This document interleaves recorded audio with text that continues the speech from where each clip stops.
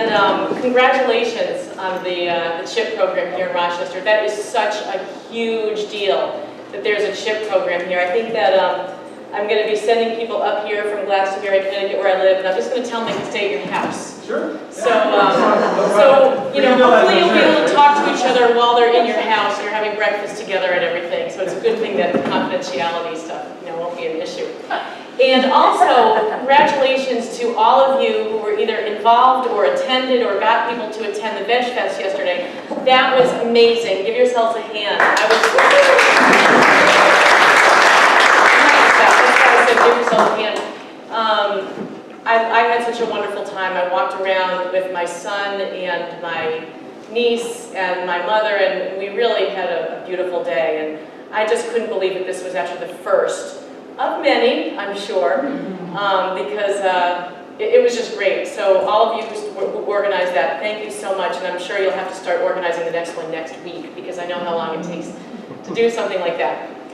So tonight I'm going to be talking about living in alignment with, or eating in alignment with our values. And that is something that I have a feeling that many of you here have probably thought about. Just because you're here right now, by the very nature of that you're attending this vegan dinner, it's something that you've probably thought about. Some of you might not have thought about it before. So for those of you who are kind of like, what's she going to be talking about? I'm really happy you're here, and I'll be interested to hear about what you think of it afterwards. And some of it might not all resonate with you, but some of it probably will. And I would invite you to just take home with what resonates with you, and don't worry about the rest. Those of you who are familiar with this topic and have thought about it in your own ways, I would invite you tonight to watch me as if you are a student teacher watching a teacher. Because oftentimes, if it is a topic that's near and dear to our hearts, oftentimes we want to talk about it with other people, but we're not even really sure where to start or what to say. And so I would invite you to pretend that you're watching this talk as someone who's never heard of this information before. And there will be times that I'll even ask the audience certain questions. Answer them as if you've never thought about it before. It'll be kind of fun. We'll see where the discussion goes. Okay? So to start, I'd like everyone to close their eyes, if you feel comfortable closing your eyes, and think about any animals that you have loved at any time in your life. Just start picturing these animals. Maybe it was a dog or a cat that lived with you when you were growing up. Maybe there was a rabbit in the backyard that you used to see sometimes. Perhaps there was like a little salamander or lizard that you had in a little jar for a couple of weeks, or, you know, maybe you used to walk up the street to where there was a little donkey and you give the donkey an apple. Just think about all the animals that you have ever felt loving feelings toward, okay? All right, you can open your eyes. Stand up if you thought of at least one animal. All right, so it looks like everybody thought of at least one animal. So stay standing if you thought of at least two animals. All right, I don't think anybody sat down. Okay. Stay standing if you thought of at least 4 animals. All right, just a few people sitting down. Stay standing if you thought of at least 6 animals. All right, how about at least 10? All right. you're thinking, like, well, maybe I didn't really love that one. That one really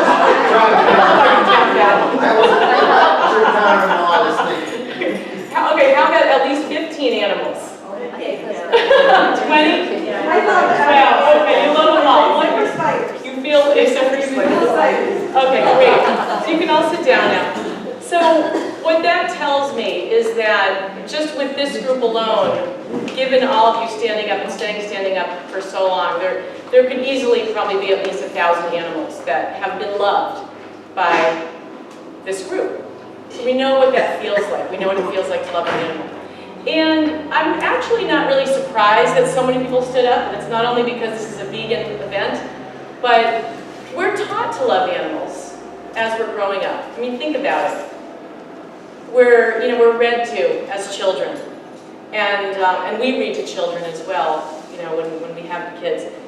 Where there's, books about the little bunny rabbit, and oh, look, it's a kitty cat, we talk with a really sweet voice. Sometimes we have these books where they're tactile, there's fur, there's some kind of fuzzy material where the animal is, and it's like, oh, pet the bunny. We're teaching these little kids to be nice to animals. If we have animals in our house, we're taught not to pull the tail of the cat, not to be too rough when we're petting the dog. We will take kids, or we will walk up the street ourselves to where there's a horse or there's some other animals, and we can feed that animal an apple, and we get really excited about it, and we teach that to our kids. Just hold your hand out nice, just let the animal eat right out of your hand, it'll be really good. So we do these things, we pass this value down to our children. But, ironically, we oftentimes go home at the end of the day, after being nice to these animals or teaching other people to be nice to these animals, and we go home and we eat the bodies of these same species of animals. So there's this sort of this disconnect there. There's this inconsistency. So the question is, how do we decide which animals are worthy of our compassion, are inedible, and how do we decide between those and which animals are basically worthy of our fork and knife? In other words, what's the difference between the edible animals and the inedible animals? Who wants to tell me how we decide? What's the difference between an edible? First, give me an example of an edible animal. Nobody here is going to want to say no. What the culture would think of as an edible animal. I think when you say the difference, you mean how we come to perceive a difference. And I think that we come to perceive a difference because of the endorsement we get from authorities in our society.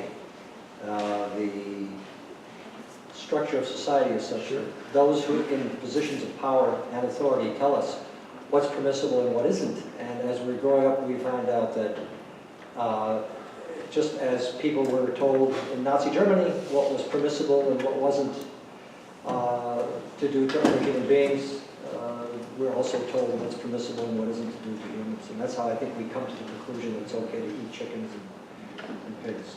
I don't think it's something we inherently arrive at ourselves. Yes. It's imposed upon us. It's imposed upon us, yes. So it's not necessarily because the edible animals are really any different inherently. It's not like they're not as smart, or they don't feel pain, or they don't suffer, or they have different anatomy. It's really something that's kind of decided for us. So it's really interesting because we consider ourselves educated consumers. I mean, the other day I went to buy toothpaste, and it took me like 15 minutes to pick out toothpaste because I was looking at all of the toothpaste, and some had the whitening, and some didn't, and some had fluoride, and some didn't, and some were natural, and some weren't. And I think of myself as an educated consumer, like I'm sure a lot of other people here do. And yet, for most of us in our culture, when it comes to deciding which animals are, like I was saying, worthy of our mercy, worthy of our compassion, versus just, we gotta eat their bodies, screw it, we just go along with what everyone else does. And that could be a result of advertising, of the food pyramid telling us to eat meat, whatever it is. So, in other words, we do it just because that's the way it is. Oh, well, it's just the way it is. That's just what we do. We don't even really make a decision. We're kind of making a decision, but we don't realize it. Yes?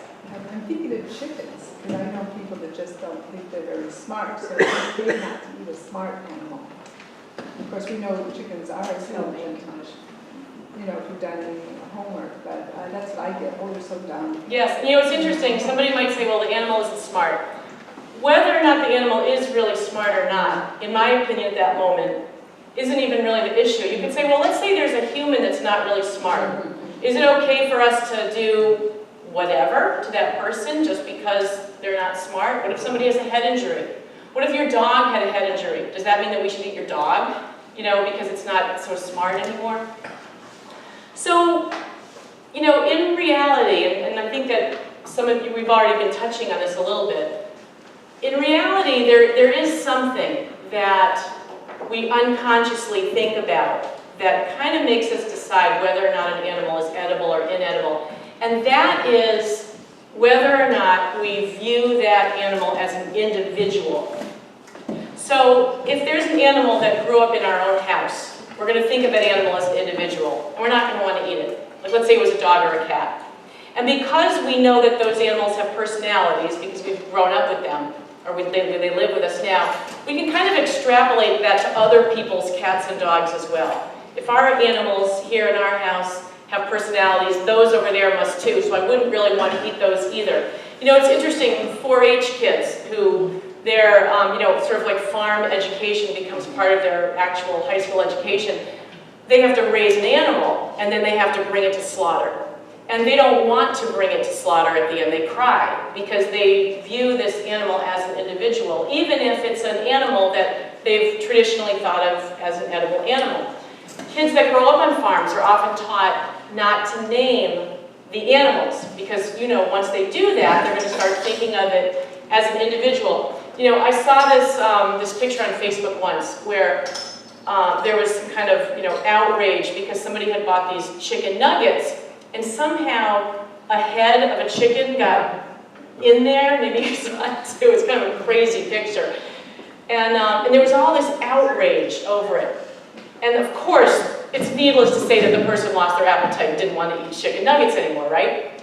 Because all of a sudden, those nuggets, you could see that they came from an actual being. They could see the head. You know, a lot of people don't want to see a fish on the plate with the eyes.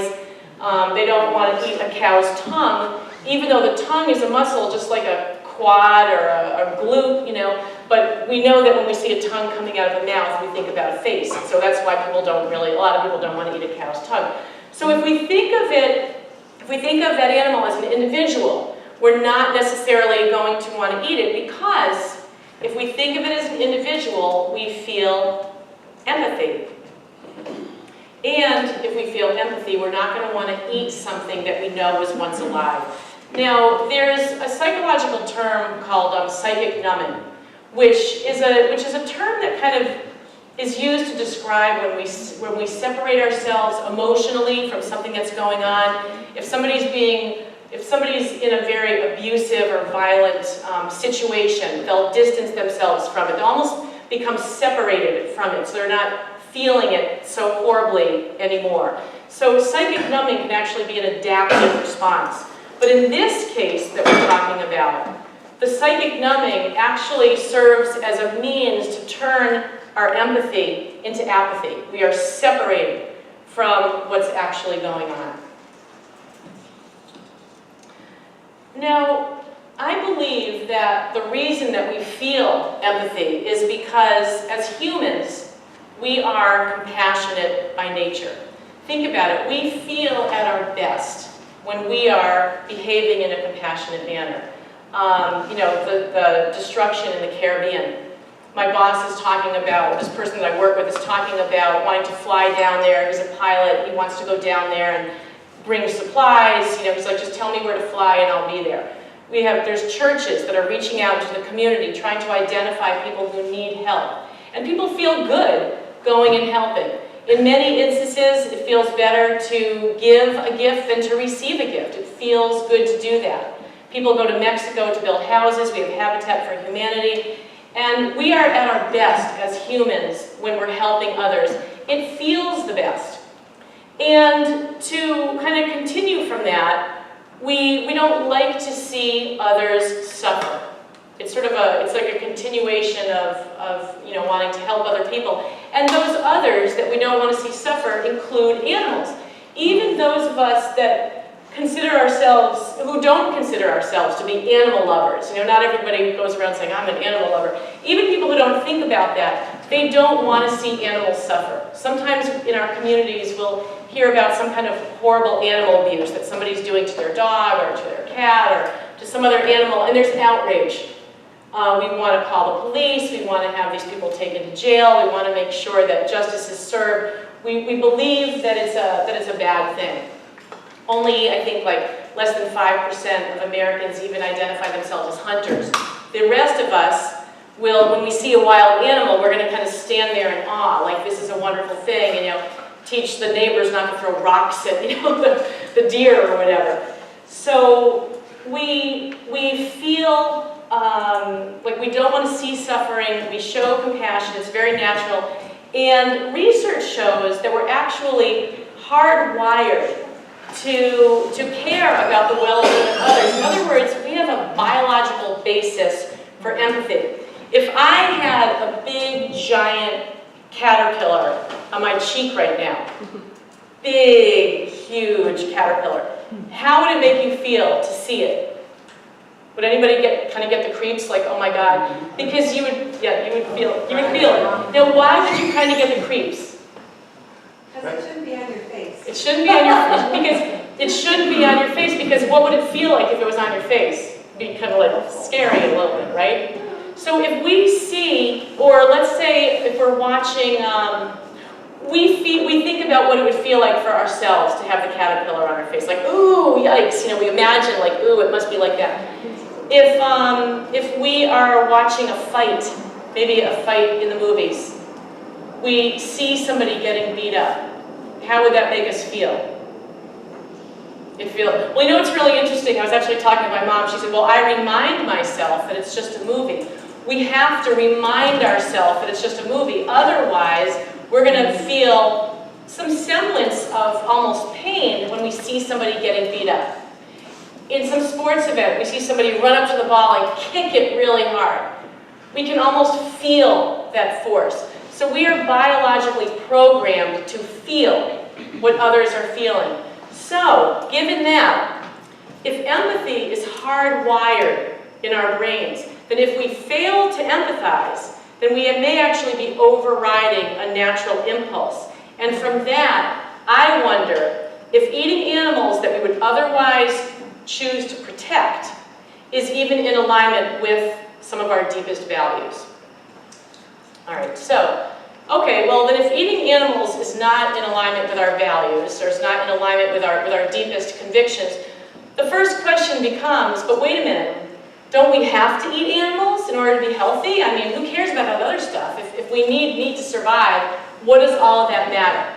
Now, I am a nutritionist, but this is not a nutritionist lecture, so I'm not going to go way into that. But what I am going to say is just that every chronic disease that we have is worsened, is made more likely to be more prevalent with the more animal foods that we eat. So when somebody's wondering if we need meat to be healthy, the opposite is actually true. So you know how cigarettes have those warnings on them?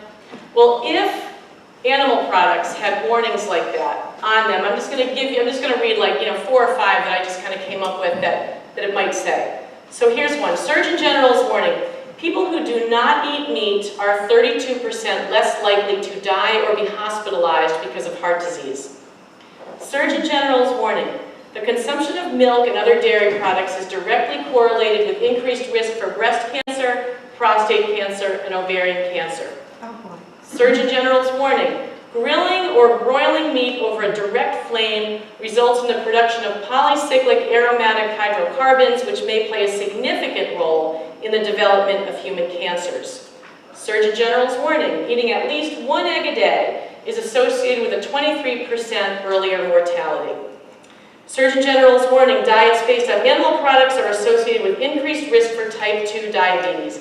And just to finish this little section right here, of that question of don't we need meat to be healthy, I want to just leave you with a quote from Kim Allen Williams, who is the recent president of the American College of Cardiology. He just said this like a year ago. He said there's 2 kinds of cardiologists, vegans and those who have not yet read the data.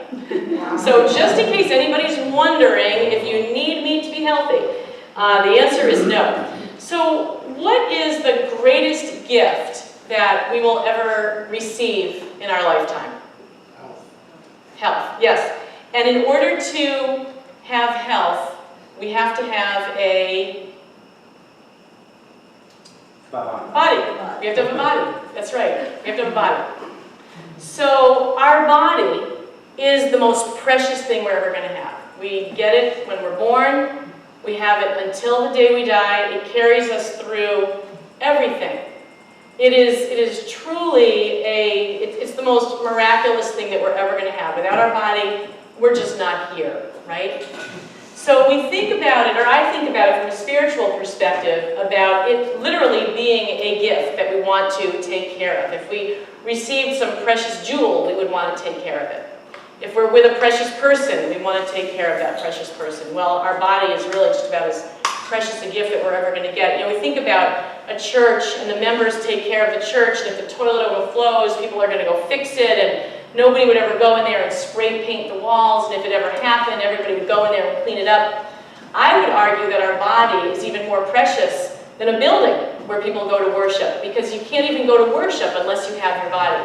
So when we think about taking care of our body from a spiritual perspective, it makes sense to think about how we can best take care of it. And it's interesting that those same foods that may in fact go against our own convictions to actually eat them are the same foods that make us sick.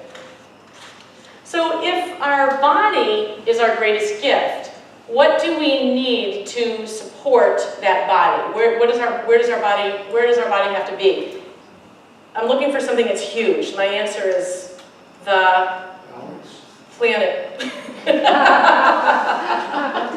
And hopefully balance won't be difficult as long as gravity is doing what it needs to do. So our body is our greatest gift, and the planet is really the next thing, because if we have a body but no planet, or we don't have a planet that can sustain us, then that kind of leaves us sort of out of luck. So how important is it to ensure that the planet can sustain us with water and natural resources? Pretty important, right? So what are some things that we do to try to ensure that the planet is going to be able to sustain us? What are some things that we do that are environmentally correct? Shorter showers. Shorter showers. Recycle. Compost. Those are big ones right there, right? We drive energy-efficient cars. We do things that will preserve natural resources. We don't want to use stuff up. So we want to do things that make an efficient use of resources. So when it comes to raising animals for food, we have to think about the fact that the animal has to eat while it's alive. Has to eat and eat and eat in order to grow to the size that humans want it to grow to before killing it into turning it into meat. So let's say there's an animal that gets killed for meat, and its muscle and its fat and its organs yield, let's just say, 50 pounds of food. Okay? That animal had to consume way more than 50 pounds of food to get to the point where it could yield 50 pounds of food for humans to eat. In fact, it had to eat up to 10 times as much food as 50 pounds. So when we grow food for animals, most of it does not translate into food for humans. So that's an inefficient use of land. Now, 90% of the grain that we grow in this country goes to feed animals. So the vast majority of that land does not yield food to go to humans. And when we have an overpopulation problem, that's a problem. When we have a deforestation problem, that's a problem. When we're running out of trees, that's a problem. When there's no more room for wildlife to have habitat, that's a problem. And we have to think about the fact that most of what we're growing is going to feed animals, most of those crops. So as far as the deforestation in terms of the land use, that's a very inefficient way to use land. Water. When animals are being raised for food, there's the water that goes into growing those crops, plus there's the water that the animal has to drink. So there have been calculations that have determined how much water goes into even just 1 pound of beef. So think of that as 2 hamburgers, 2 big hamburgers. So does anyone want to take a guess at how many gallons of water are required to come up with 2 hamburgers? 600 gallons? 25,000 gallons. 25,000? The answer is about 2,500 gallons, okay? So 2,500 gallons of water to make 2 hamburgers. Now, it's hard to envision what 2,500 gallons of water is. Is that like a bathtub? Is it a swimming pool? What is it? The average shower is 8 minutes long. 2,500 gallons is 6 months of 8-minute showers. Okay? 2 hamburgers requires 6 months of 8-minute showers. So if that person who's eating the hamburgers is quickly turning off the faucet while he or she is brushing the teeth because they don't want to lose a gallon of water unnecessarily, they have to realize that every single time they eat an animal product, they are making use of so much water. And just to compare, if somebody was to grow wheat, you should compare like a plant-based food that doesn't have to get cycled through an animal. Does anybody want to take a guess at how many gallons of water goes into 1 pound of wheat? It's only 25. That's like 1.5 8-minute showers. 1.5 showers versus 6 months of daily 8-minute showers. So if we're concerned about water usage, which we should be, because there's this underwater lake under the Midwest called the Ogallala Aquifer. Some of you may know about this. It's like this huge source of water that's being pumped up to irrigate these crops that are being fed to animals. That lake, that underwater lake, really should last forever, but it will probably only make it another 30 or 40 years because we're using it up to grow food for animals, and the animals' bodies do not translate to that much food for humans. So it's a terribly inefficient way to use natural resources. Now, does anybody know how many people live in the U.S.? It's about 300, what did you say, 300? 320 million. Yes, that's about it, 320 million people. And something that we all have in common in this country, unless we're camping or hiking, is that we use toilets. So about 320 million of us in this country, and we all use toilets. Can you imagine what it would be like if we didn't use toilets? Well, guess what? In this country, we have 30 times more animals being raised for food than humans, and none of them use toilets. So we have fecal matter coming out of all these animals, 30 times the number of humans. None of them use toilets. All of that ends up in the ground. So we've got groundwater pollution, we've got the river pollution, we've got a lot of water pollution because of that, and the water pollution is also made worse by the pesticide runoff of all those crops that we're growing for the animals, which is a very inefficient manner. So, raising animals for food is so inefficient that research has found, according to the United Nations, that it's actually the #1 contributor to global climate change, more so than all forms of transportation combined. So if someone is concerned about the environment, composting, using good light bulbs, turning off the water, taking a shorter shower, none of that comes even close to eating meat. And it's a shame that not more people know that. So, Surgeon General's warning. Production of this food has contributed to serious environmental degradation, and that should be on every single animal product. All right, so we're going to shift gears here for a moment. 320 million people in the U.S. The average adult eats about 220 pounds of animal products every year. Can you repeat that? Yes. 320 million people in the U.S., and the average adult eats about 220 pounds of animal products every year. That's fat, muscle, organs, secretions, eggs. So that's a large number of people we have in the country. That's a large number of pounds of animal foods that everyone is eating. Not everyone, the average person. So we have to kill a lot of animals. We have to raise and kill a lot of animals every year to support that. We have to kill about 10 billion animals. 10 billion animals every year to support that habit of the average adult eating about 225 pounds of animal products every year. So just to break down that number, that's 19,000 animals killed per minute, or 320 animals killed per second. And that's a lot of animals, and that does not even take into account fish. So 19,000 animals killed every minute. Where are they? I just drove here on Friday from Glastonbury, Connecticut, 5 hours in the car. I didn't see any animals being killed.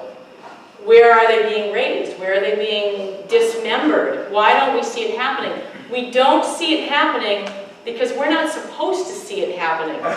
These places are located in very remote areas. We're not allowed to go there. We can get arrested for looking in the window. If we take a picture, we can go to jail. We don't see this stuff because we're not supposed to. Because if we did see it, it would cease to exist because we are compassionate people by nature. And if we saw it happening, the industry would crash.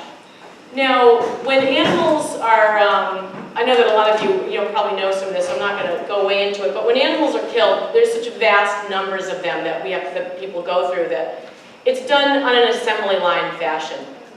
So there was this man who worked in a slaughterhouse for 20 years, and his job was to actually cut off the lower limbs of the animals after they had had their throats slit, so that when their skin was pulled off, the hooves would not hold it up. So the Washington Post printed an article that he had written, and it included this very short passage, and he wrote, "They blink, they make noises, the head moves, the eyes are wide and looking around, but still I would cut off their lower legs.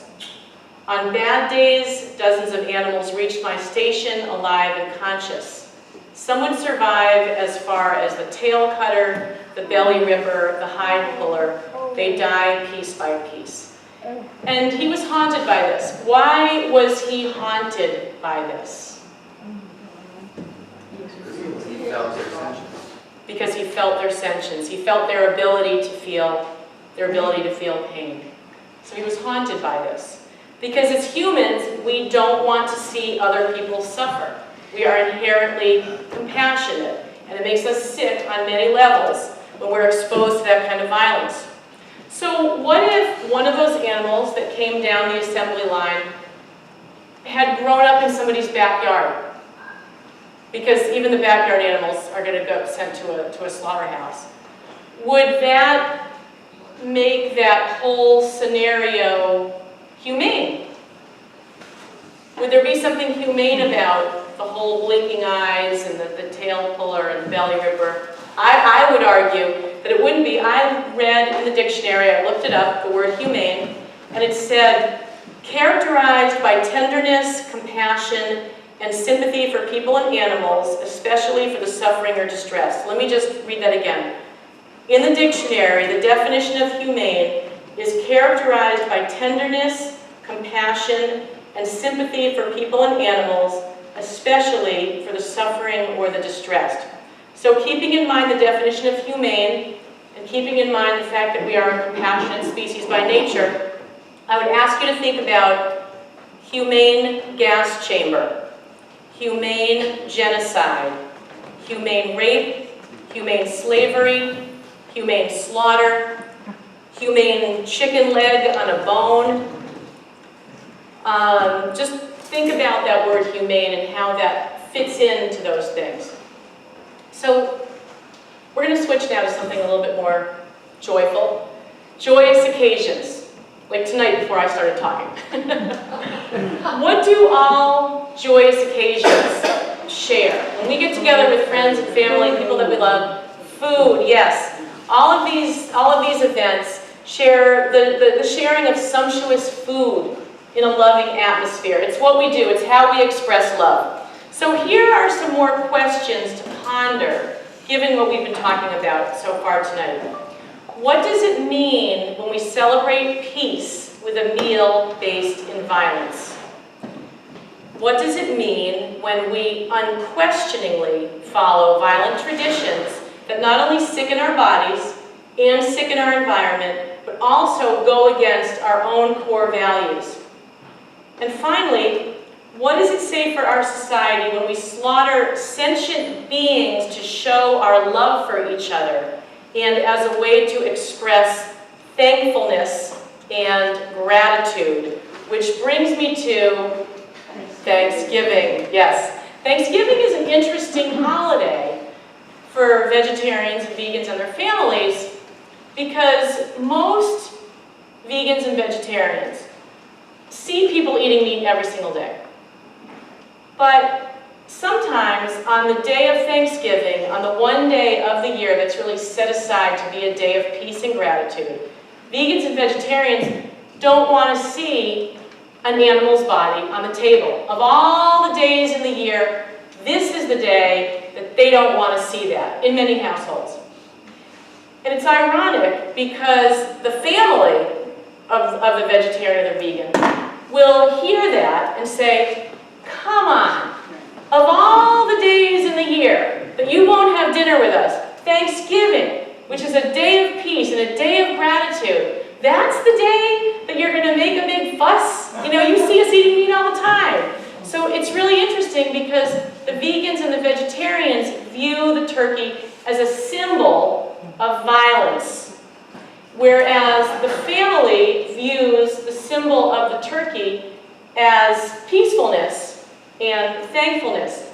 And it's not just even families that have some kind of weird psychological thing going on about this. It's also, if you watch TV on Thanksgiving Day, the President of the United States is going to pardon a turkey.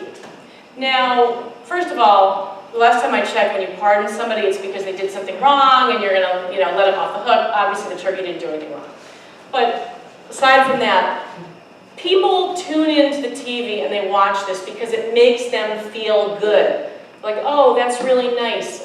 It's like I feel like I'm watching something that's really beautiful, but then they go and eat a turkey that wasn't so lucky to show up on TV that day.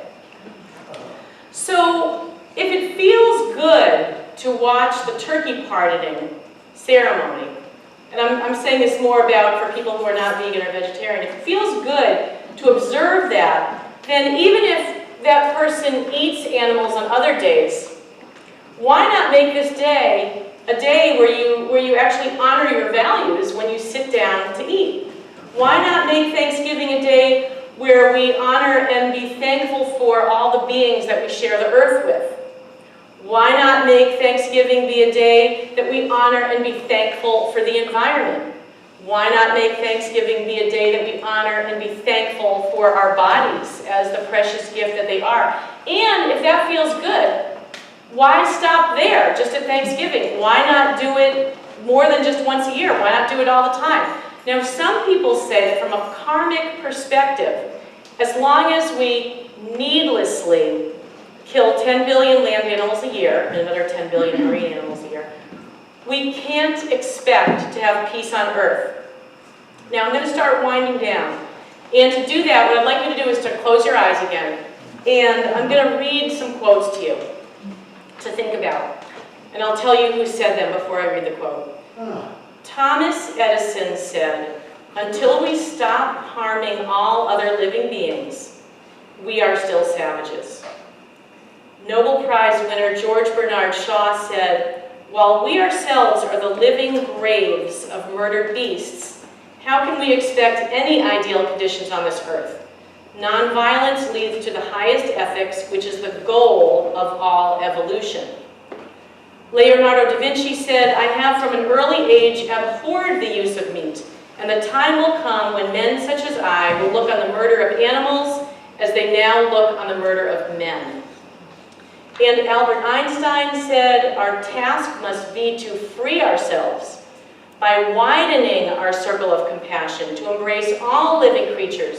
Nothing will benefit human health and increase chances of survival for life on Earth as much as the evolution to a vegetarian diet."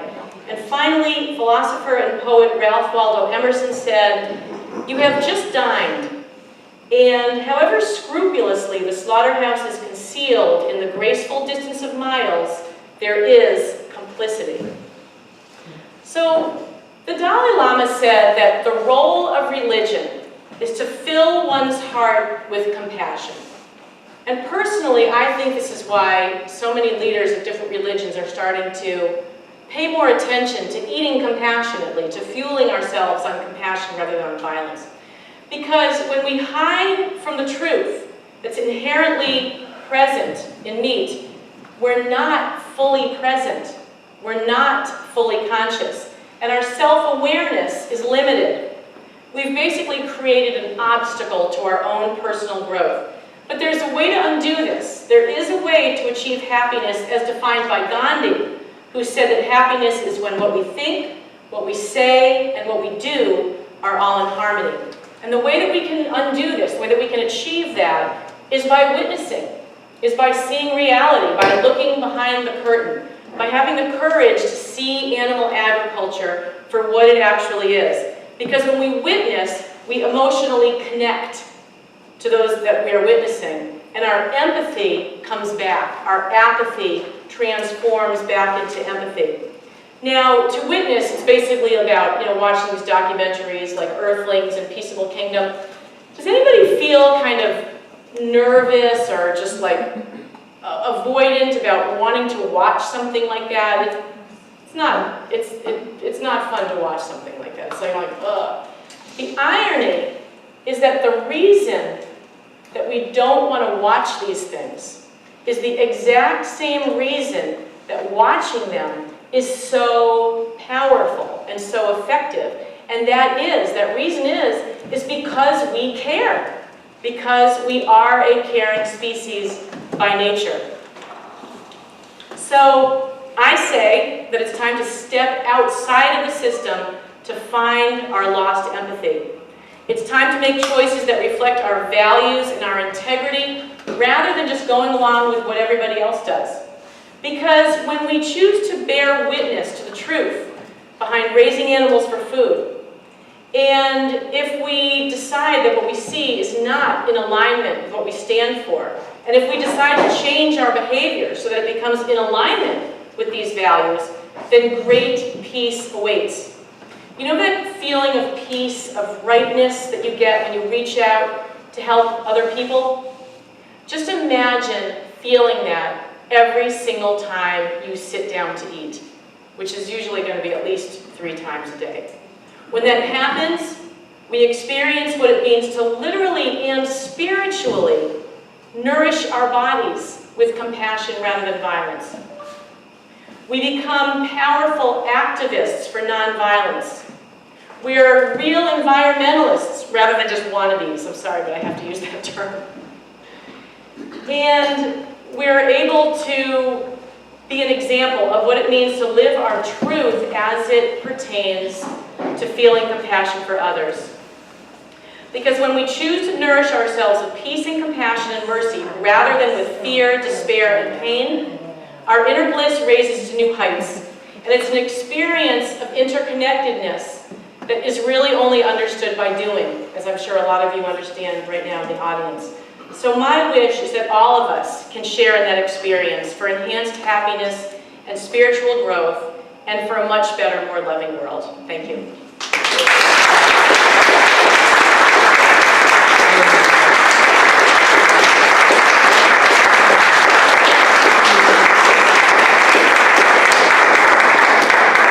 Does anyone have any questions or comments?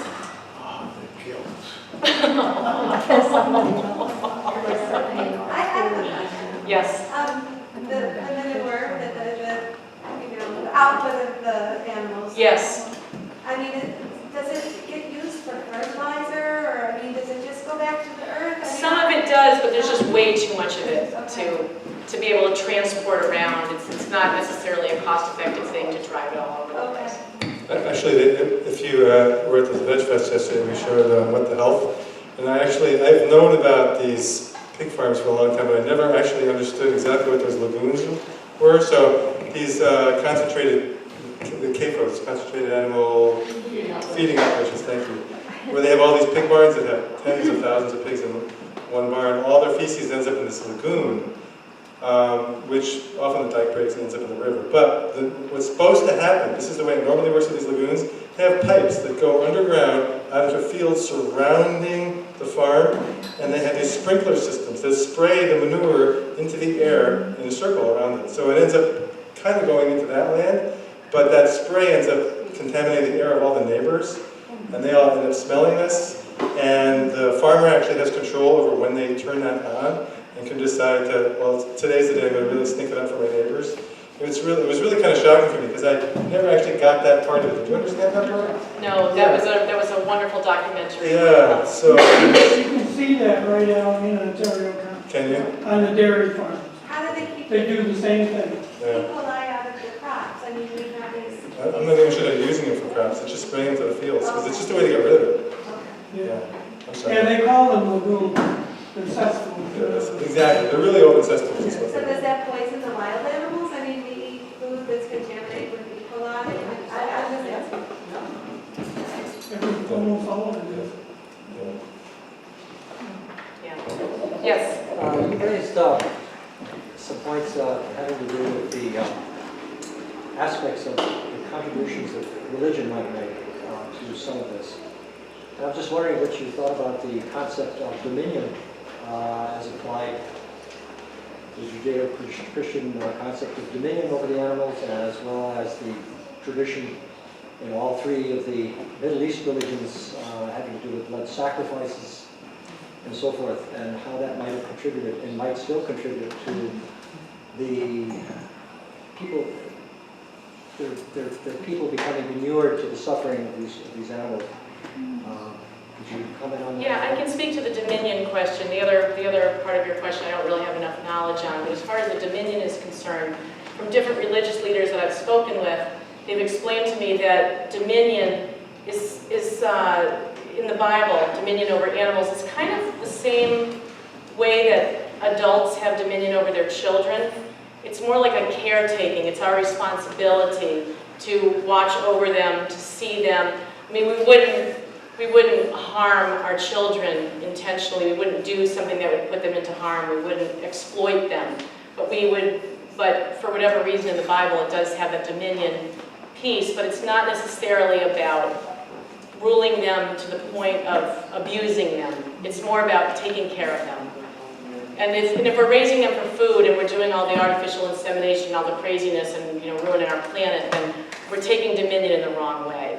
I'm not sure if that was what was intended 2,000 years ago.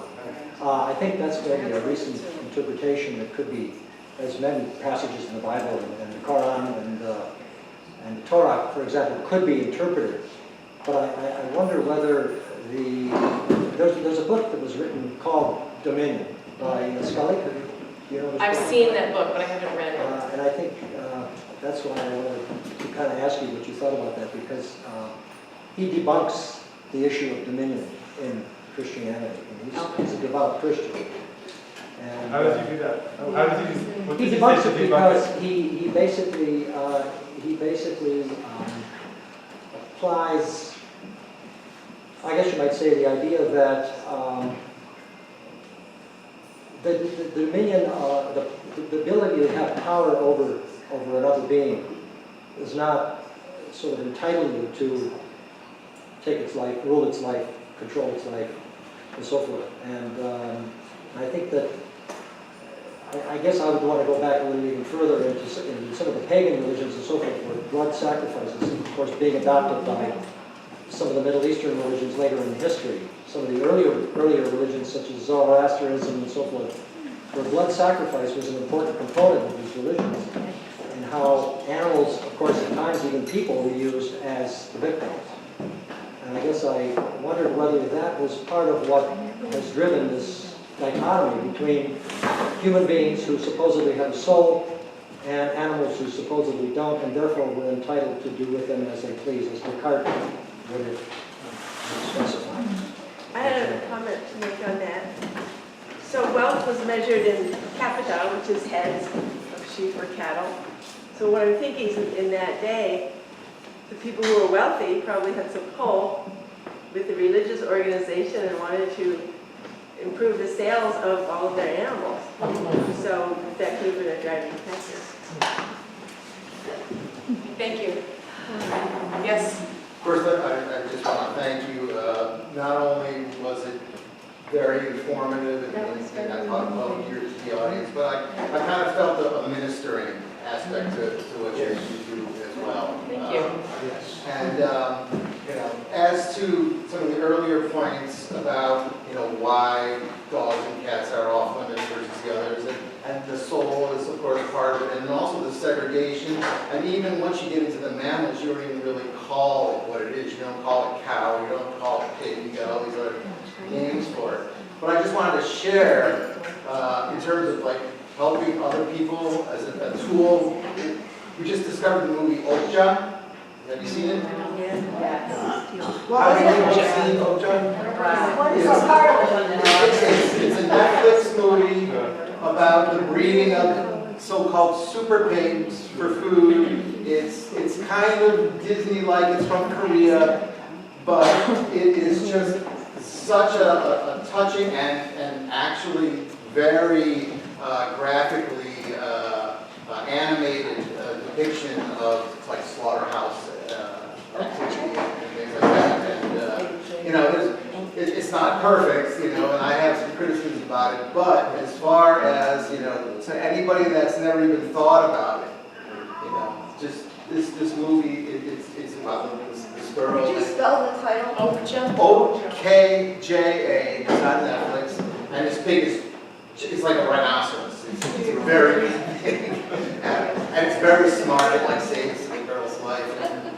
Did you notice that the company that developed that was similar to Monsanto? The name, it wasn't Monsanto, but it was very similar. Oh, well, the bad guys are Okay. yeah, they're definitely villains. He's like Cruella, the villains. Yeah. Thank you, thank you. Any other questions or comments? Yes. In the manner of Will Tunnell speaking in his book, World Peace Diet, it said that we learn more in the first year of life than any other time in our life, any other year.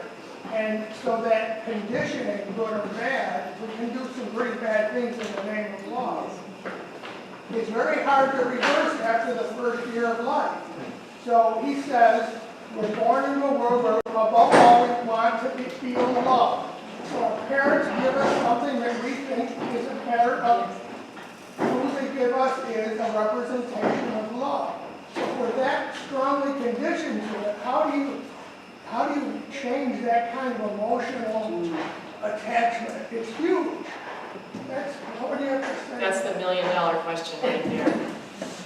It is. I mean, all of us have different talents and different mannerisms and different personalities that, you know, what we want to do is we want to hone in on how we can be most effective, and it's going to be different for every single one of us. And then the people that we're talking to, you know, that's another variable, what interests that person. But just yesterday at the Veg Fest, I was listening to Harold Brown talk about this, and he said we have to model what we believe. We have to, you know, walk our talk and show the joy that we feel. And other people will hopefully come on board, but I don't know about you, but sometimes it gets very frustrating. You know, my niece, who's here somewhere, she might be outside playing, she's a teenager and she was born and raised vegan.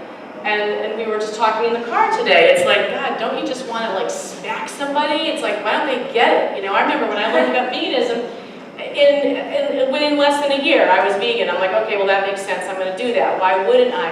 And I said to her, I'm like, Rachel, like, you know, don't you want to just like smack somebody? She's like, well, yeah, sometimes I do. But that is the $1 million question. It's like what you do. Each one of us has a different talent and a way to do it. And you know, my mom, we were talking about it. She works in a school. She works that vegan word in whenever she can. I have, you know, in the past, if I was at some kind of like public event and there was chicken being served, I'd be like, sorry, no, I don't eat chicken.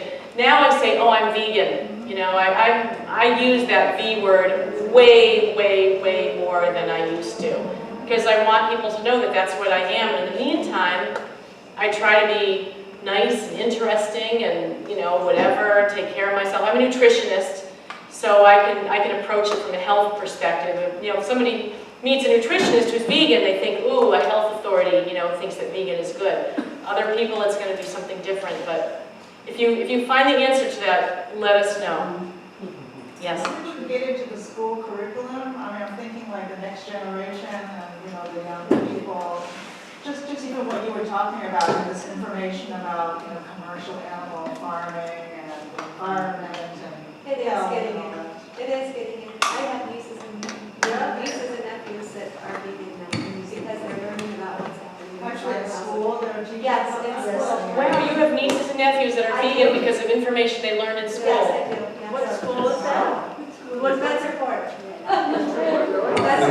And Claire, if you're interested in supporting a local cause, the Rochester River School is you're familiar with that? It's a charter school that's not quite yet in existence, but we're hoping it'll be in existence in the next couple of years. And it's based on the same concept of the New York Harbor School, Well, that's hard. basically. Sorry? Yeah. Yeah, and that's a totally, it's a vegan and compassion-based curriculum. Ted, can I speak on that just for a sec? I went to the school board meeting to speak on behalf of the River School. So Van White was the only board member there, and he was really resistant. So anyone who voted for him, just know, like Joel Helpinge had, kind of said, people he suggested maybe voting for who was receptive, who wasn't, and Van White was not receptive at all to the idea. Just keep in mind for future elections, if it's important to you. What was his name? He was rude and dismissive, in my opinion. What was he resistant to? To the River School, in my opinion. Joel might see it differently. But yeah, it was disappointing that he acted that way. So just an FYI for everyone on that issue. Antonia Dumas also, for years, I learned about her through Summerfest. Has a vegan curriculum she teaches along with teaching kids how to cook vegan and with a curriculum, and other folks do that too. So she has a good model in Baltimore. Well, we'll take one more question, then I'll be here to answer. But there was somebody back over there that had their hand up before. I want to make sure that that person didn't have their hand up for too long and give up. I got a quick one. Yes. Bob, what's the estimate of vegans and vegetarians in the country? Nobody knows. It's more than it used to be. Their estimates are as low as 2%, but we think it's a lot more. Just because the 2% number goes back 30 years, and now when you walk into a room, there's a lot more vegans. So, Fastest growing social justice movement in the world. Well, especially if you include plant-based. Right. If you include plant-based, it's probably a lot more. Yeah. So, and we're getting the word out. That's the important thing. It's a common. The word is at least commonly understood now. So, thanks to pioneers. Speaking of the word vegan, I have a cookbook called The 4-Ingredient Vegan, and I have that for sale this evening. It's all the recipes only have 4 ingredients, and it's normally 15, but I'm selling it for 10. So if anybody wants to pick up the book, It's a good book. wonderful. Thank you so much, everyone.